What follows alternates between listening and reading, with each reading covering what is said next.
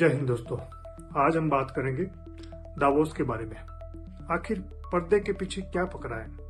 क्या दुनिया को फिर से बांटने की स्क्रिप्ट लिखी जा रही है? हर साल दुनिया के सबसे ताकतवर लोग एक बर्फीले पहाड़ पर इकट्ठा होते हैं। ना वहाँ चुनाव होते, ना वहाँ संसद, फिर भी यहाँ लिए गए फैसले पूरी दुनिया की किस्मत बदल देते हैं। आज सवाल ये नहीं कि दावोस क्या है, सवाल ये है कि क्या दावोस 2026 में दुनिया को फिर से बांटने की स्क्रिप्ट लिखी जा रही है। और अगर हम बात करें दावोस के बारे में, दावोस क्या है और क्यों इतना पावरफुल है? वर्ल्ड इकोनॉमिक फोरम यानी WEF हर साल स्विट्जरलैंड के दावोस शहर में होता है और यहाँ आते हैं यूरोप, अमेरिका, चीन के बड़े नेता, अरब देशों के राजा और बिग टेक के CEO, IMF, world bank, NATO जैसे संस्थान। और अगर फैक्ट की बात करें, 70% मीटिंग क्लोज डोर में होती है। मीडिया सिर्फ स्पीचेस दिखाती है, असली गेम प्राइवेट रूम में चलता है। यही वजह है दावोस को कहा जाता है powerful without election.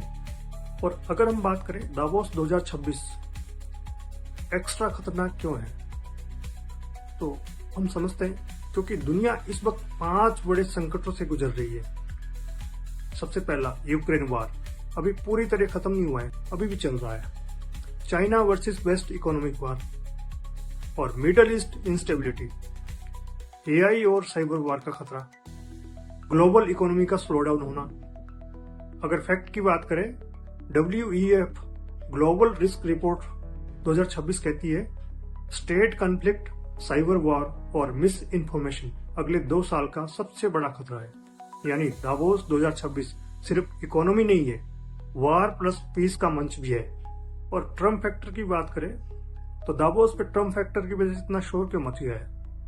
Donald Trump का दावोस स्पीच 2026 सबसे ज्यादा चर्चा में रही है। और फैक्ट के बेस पे अगर बात करें, ट्रम्प ने यूक्रेन पीस टॉक का फ्रेमवर्क हिंट दिया और आर्कटिक और ग्रीनलैंड की स्ट्रेटेजिक इंपॉर्टेंस पर बात की। नाटो अलायंस को इनडायरेक्ट वार्निंग दी। ट्रम्प का मैसेज साफ था, America rules again trade, war और पीस में। यही से सवाल उठा, क्या दावोस अमेरिका की कमबैक स्ट्रेटेजी का मंच बन गया है?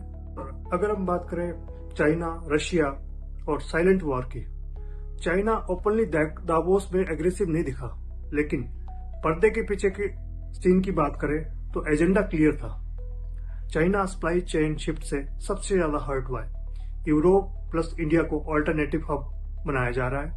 रशिया ने अलग चाल चली, RIC की, रशिया, इंडिया, चाइना को रिवाइव करने के संकेत दिए। वेस्ट सैंक्शन की बाईपास करने की प्लानिंग की। यानी दावोस में कोई गोलियां नहीं चली, लेकिन इकोनॉमिक वॉर ओपनली डिस्कस हुआ। दावोस में भारत की असली पोजीशन की बात करें, अब सबसे जरूरी सवाल ये है कि भारत कहाँ खड़ा है। और फैक्ट की अगर बात करें, Bharat fastest growing major economy में से है। सप्लाई चेन शिफ्ट में भारत टॉप पोजीशन में। EU और भारत ट्रेड डील पर सीरियस टॉक चल रही है। और इंडिया ने दावोस में दिखाया है हम किसी कैंप में नहीं है, हम अपने फायदे के कैंप में है।